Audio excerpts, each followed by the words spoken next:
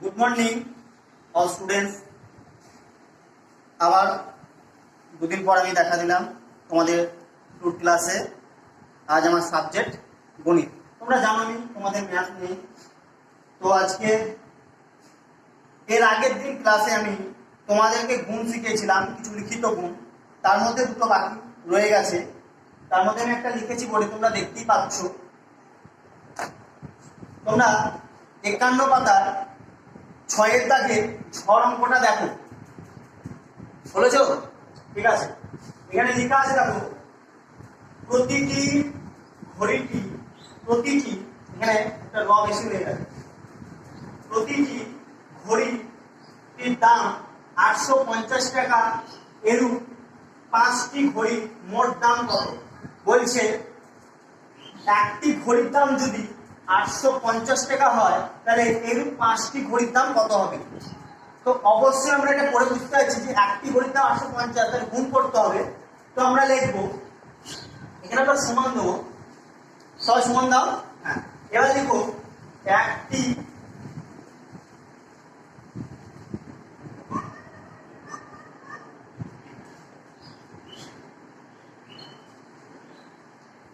একটি ঘড়ির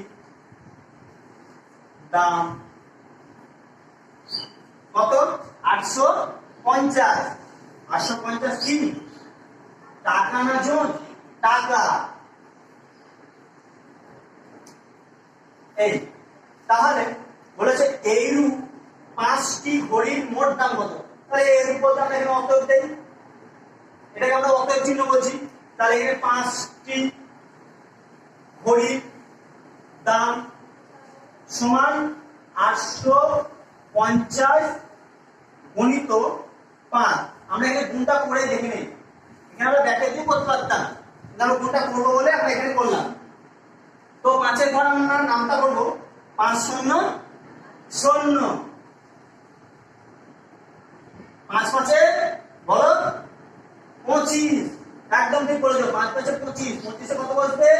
5। হাতে লাগলো 2, 5 8-এ 40, 40 আর 2 42। কত পেলাম আমরা? 4250। ঠিক আছে, আমরা গুণটা করে নিলাম, আমরা এইভাবে করবো না।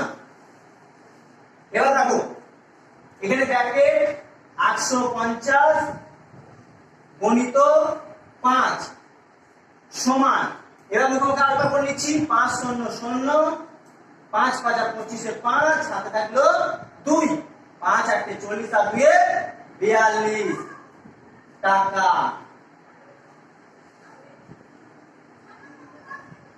এভাবে অঙ্কটা করতে হবে। তারপরে অঙ্কটা বলেছে দেখো, তোমরা এটা বলে দিচ্ছি, করে নাও। বলেছে একটি খাতা তৈরি করতে 24টি কাগজ লাগে, তাহলে 10টি খাতা তৈরি করতে কত খাতা লাগবে, মানে পেজ লাগবে কাগজের? একটি খাতা তৈরি করতে 24টি কাগজ লাগছে, আর 10টি খাতা তৈরি করতে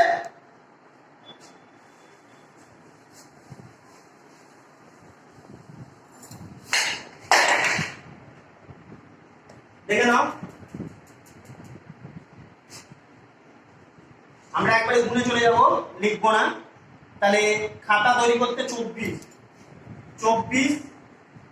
গণিত 10, এটা আমাদের দুসরা গুণ। তো আমরা এখানে পাশে করব, গুণটা দেখে নাও। 0 4-এ 0, 0 2-গুণে 0, 1 4-এ 4, 1 2-এ 2 সমান 240টি কাগজ লাগবে।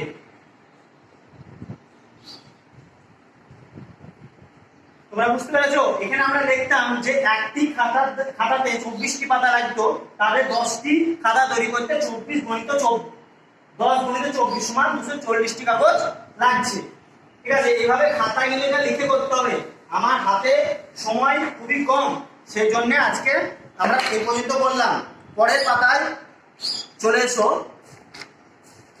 আমরা গুণ শেষ করে ফেললাম। প্রশ্নমালা 11 হলো পাতা 56 ভাগফল নির্ণয় করো। তোমরা নামটার সাহায্যে খুব ছোট ছোট ভাগফল নির্ণয় করবে। যদি না পারো পরের দিন ক্লাসে আমি বুঝিয়ে দেবো। ঠিক আছে, ধন্যবাদ। 5 মিনিট 11 সেকেন্ড। কত ছোট করবো? করো, বন্ধ করো।